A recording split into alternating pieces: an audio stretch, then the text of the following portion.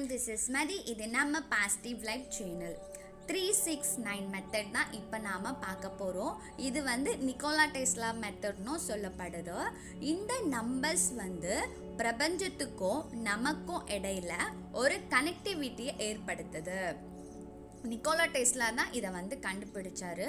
இப்போ நம்ம இதை பற்றின டீட்டெயில் பார்க்கணும் அப்படின்னா எப்படியும் கண்டிப்பாக 1/2 ஹவருக்கு மேலேயே ஆகும்.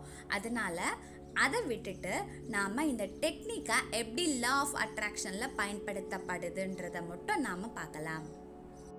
இந்த மெத்தட் பார்த்தீங்கன்னா இதுவும் ஒரு ரைட்டிங் மெத்தட் தான். அதனால் நம்ம தினமும் எழுதினா மட்டும் போதும். இப்போ 369 இதை நம்ம 3ஆக பிரிச்சுக்கலாம். பிரிச்சுட்டோம் அப்படின்னா 3, 6, 9 வருது இல்லையா, தனித்தனியாக வருது. அப்போது நாம் என்ன பண்ணணும் அப்படின்னு பார்த்தீங்கன்னா, உங்களுக்கு என்ன இலக்கு தேவையோ ஏதாவது ஒரு இலக்கு மட்டும் எடுத்து வச்சுக்கோங்க. தயவு செஞ்சு மல்டிபிள் கோல்ஸ் மட்டும் நீங்கள் இதில் ட்ரை பண்ண வேண்டாம். சிங்கிள் கோல் மட்டும் எடுத்துக்கோங்க. ஏதாவது ஒன்று உங்களுக்கு தேவைப்படுதோ அது முக்கியமாக இருக்கிறத நீங்கள் எடுத்து வச்சுட்டு அதுக்காக மட்டும் இதை பயன்படுத்தினா மிகவும் சிறப்பு. இப்போது ஒரு கோல் நீங்கள் எடுத்துட்டீங்க. அந்த இலக்குக்கு பார்த்தீங்கன்னா உங்களுக்கு ஒரு சென்டென்ஸை க்ரியேட் பண்ணி வச்சுக்கோங்க. அது எப்படி இருக்கணும்? பாசிட்டிவாக இருக்கணும். அடுத்து உங்களுக்கு கிடைச்சதாகவே நீங்கள் எழுதியிருக்கணும். நம்ம 555 மெத்தட்லாம் எழுதுவோம்ல, அதே மாதிரி தான் சென்டென்ஸை நீங்கள் க்ரியேட் பண்ணணும். எக்ஸாம்பிளுக்கு ஒரு வேலையை பற்றியே நம்ம எடுத்துக்குவோம். அதுதான் ரொம்பவே பொதுவானது. அப்போது என்ன எழுதலாம் அப்படின்னு பார்த்தீங்கன்னா, நான் விரும்பும் வேலையில் பணிபுரிந்து வருகிறேன் அப்படின்னு நீங்கள் ஒரு சென்டென்ஸை க்ரியேட் பண்ணி வச்சுக்கலாம். இதே போலவே உங்களுக்கு என்னென்ன இலக்கு தேவைப்படுதோ அதுக்கு ஏற்ற மாதிரி நீங்கள் க்ரியேட் பண்ணி வச்சுக்கோங்க. அடுத்து கண்டிப்பாக ஒரு புது நோட்டு ஒன்று நீங்கள் எடுத்துக்கோங்க. வேறு எதுக்கு யூஸ் பண்ணதோ நீங்கள் இதுக்கு யூஸ் பண்ண வேண்டாம். ஒரு புது நோட்டில் காலையில் எழுதுங்க. ஃபஸ்ட்டு பார்த்தீங்கன்னா 3 தான். அப்போது 3 டைம் மட்டும் நீங்கள் எழுதினா போதும். டேட் போட்டுக்குங்க. டேட் போட்டுட்டு இன்னொரு சைடில் பார்த்தீங்கன்னா 3 டைம் தானே எழுத போகிறீங்க, அதனால் 3ன்னு போட்டு கொஞ்சம் சின்னதாக மார்க் பண்ணிக்கோங்க ஒரு சைடில் மட்டும். அடுத்து 1, 2, 3ன்னு போட்டு நீங்கள் ஒவ்வொரு சென்டென்ஸாக எழுதுங்க. ஒரே சென்டென்ஸ் தான் காலையில் 3 வாட்டி எழுத போகிறீங்க. அந்த டைமிங் பார்த்தீங்கன்னா நீங்கள் எப்போ எழுந்துக்கிறீங்களோ அப்பத்துல இருந்து மணி ஒரு 10 மணிக்குள்ளே எழுதி முடிக்கிற மாதிரி நீங்கள் பார்த்துக்குங்க. ஒரு 3 முறை எழுதிட்டு எடுத்து வச்சுருங்க. அடுத்து திரும்ப மதியம் எடுத்து அடுத்த பக்கத்தில் 6ன்னு போட்டுக்குங்க. ஒரு ரவுண்ட் பண்ணிக்குங்க. எப்படி 3ன்னு போட்டு ரவுண்ட் பண்ணிங்களோ அதே போல் 6ன்னு போட்டு ரவுண்ட் பண்ணி வச்சுக்குங்க. ரவுண்ட் பண்ணிவிட்டு அதே போல் 1, 2, 3, 5, 6ன்னு கண்டினியூஸாக நம்பர் போட்டு அதே வார்த்தையை ஒரு 6 முறை நீங்கள் எழுதணும். இதற்கான டைமிங் பார்த்தீங்கன்னா ஒரு 12 மணிலேருந்து 1 மணிக்குள்ளே நீங்கள் எழுதி முடிக்கிற மாதிரி பார்த்துக்குங்க. எடுத்து வச்சுருங்க.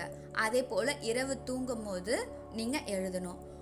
அடுத்த பேஜில் 9ன்னு போட்டு ரவுண்ட் பண்ணிக்கோங்க. ரவுண்ட் பண்ணி வச்சுட்டு ஒரு 9 முறை நீங்கள் இந்த சென்டென்ஸை எழுதுங்க. அதாவது இந்த டைமிங் பார்த்தீங்கன்னா நீங்கள் எப்போ தூங்க போகிறீங்களோ அந்த தூங்குறதுக்கு முன்னாடி எழுதி வச்சுட்டு எடுத்து வச்சுட்டு போகிறது ரொம்ப சிறப்பு. இதே மாதிரி நீங்கள் கண்டினியூஸாக எழுதணும். காலையில் 3 முறை, மதியம் 6 முறை, இரவு 9 முறை. இதை தான் 369ன்னு சொல்லப்படுது.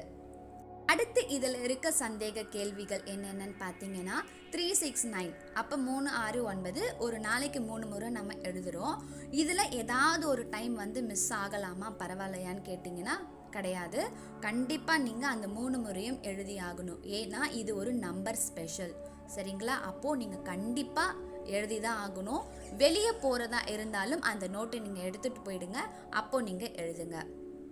அடுத்து எப்போவுமே சொல்கிற மாதிரி தான் இதை எழுதும் போது ஒரு 3 முறை தானே, ஒரு 5 மினிட்ஸில் எழுதி முடிச்சிடலாம், ஒரு 3 மினிட்ஸில் எழுதி முடிச்சிடலான்ட்டு ஸ்பீடாக எழுதாமல் உங்களோட இலக்கு நிஜமாகவே உங்களுக்கு கிடைச்சே ஆகணும்னு ஒரு வெறி இருந்துச்சு, ஒரு விருப்பம் இருந்தது அப்படின்னா கண்டிப்பாக ஃபீல் பண்ணி நிதானமாக ரொம்ப பொறுமையாக எழுதுங்க.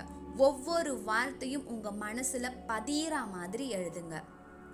இங்கே எழுதுறது உங்களோட தூக்கத்தில் கூட அந்த வார்த்தை உங்களுக்கு தானாகவே வரணும், கனவாக வரணும். அப்படி நீங்கள் உணர்வு பூர்வமாக ஃபீல் பண்ணி எழுதணும்.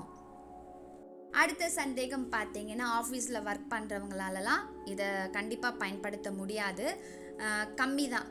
மதியானம் உங்களால் எழுத முடியும் அப்படின்னா மட்டும் இந்த டெக்னிக்கை நீங்கள் கையில் எடுங்க. அப்படி இல்லைன்னா தயவு செஞ்சு இந்த மெத்தடை நீங்கள் ஸ்கிப் பண்ணிடுங்க.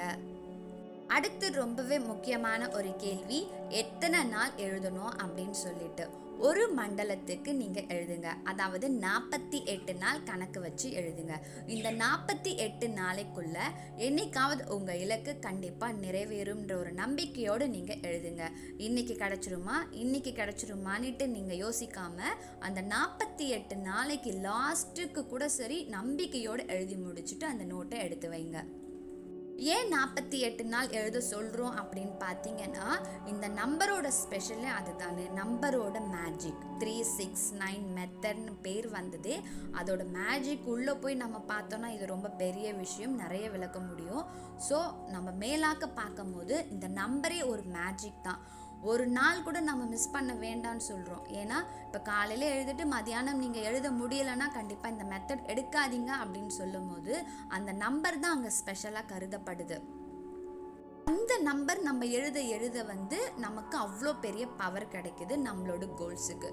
ஸோ அவ்வளோ சீக்கிரம் அந்த நம்ம விருப்பப்பட்டதை எடுத்துகிட்டு வந்து இந்த பிரபஞ்சம் கொடுக்குதுன்னும் போது நம்ம ஒரு 48 நாள் ஒரு மண்டலத்தில் எழுதுறது ரொம்பவே சிறப்பு.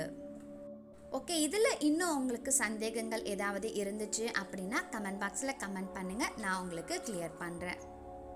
இந்த வீடியோ உங்களுக்கு தெளிவாக இருந்துச்சு அப்படின்னா மறக்காமல் லைக் பண்ணிவிடுங்க, நம்ம சேனலை அப்படியே சப்ஸ்கிரைப் பண்ணிவிடுங்க. மீண்டும் ஒரு சிறந்த காணொளியில் சந்திக்கலாம். நன்றி.